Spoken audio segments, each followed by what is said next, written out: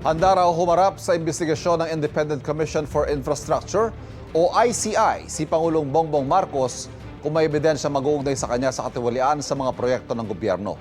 Patuloy naman ang paghahanap sa mga at-large pang-akusado kabilang si Zaldico na pinaniniwalaang nasa Portugal na. May unang balita si Joseph Morong. Tuloy-tuloy ang paghahanap sa 7 pang at-large na inisyuhan na ng arrest warrant ng Sandigan Bayan kasama si dating Ako Bicol Party List Representative Zaldico. Ayon sa Interior Secretary, pinaniniwala ang nasa Portugal si Co. Zaldico is believed to be in Europe, suspected to be in Portugal. He is suspected to have a Portuguese passport acquired so many years ago. Ayun lang ang details.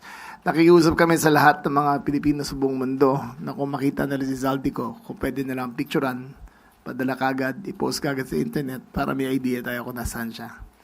Sa ngayon, ayon sa Department of Foreign Affairs o DFA, hindi pa kanselado ang pasaporte ni Co dahil wala pang court order para rito. Ang isang taga-DPWH nasa Israel naman daw. Ayon sa PNP-CIDG, may mga taga-Sunwest Corporation na nagpahayag na gusto ng sumuko. May back channel po na sa amin. Wala po silang personal na abogado and apparently parang napabayaan. So they're takot also. We're trying.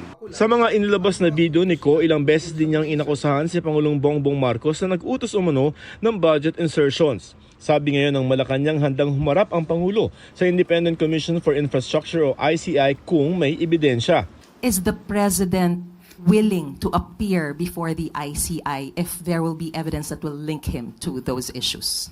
Ang ICI po ay isang independent commission. Kung ano po ang maibibigay sa kanilang maliwanag na ebidensya, wala naman pong pagtututol ang Pangulo dyan. Hinihingan pa namin ng pahayag ang ICI. Ila-livestream na ng ICI ang pagdinig sa kanilang social media page. Handa raw ang mga kongresista na magpa-livestream at hindi hihingi ng executive session sa ICI.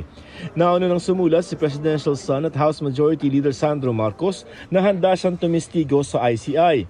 Hinahabol na rin ng pamahalaan ang assets o ari-arian ng mga sangkot sa anomalya. Sa Biyernes, muling ipapasubasta ang 4 na luxury vehicle na mag-asawang Pacifico at Sara Diskaya na hindi na ibenta nung nakaraang auction.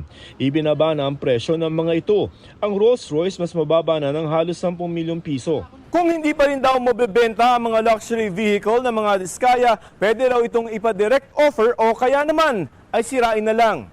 Condemnation or sirain na lang talaga yung mga vehicles. It's really an exercise of discretion on the part of the commissioner. No? In fact, we could have dispensed with the auction and went straight to the condemnation. Considering the state of our country, we are in need more of a budget.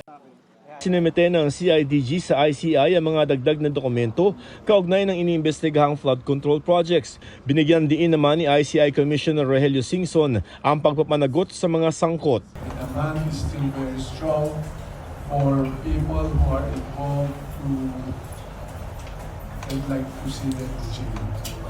Ito ang unang balita, Joseph Morong para sa GMA Integrated News.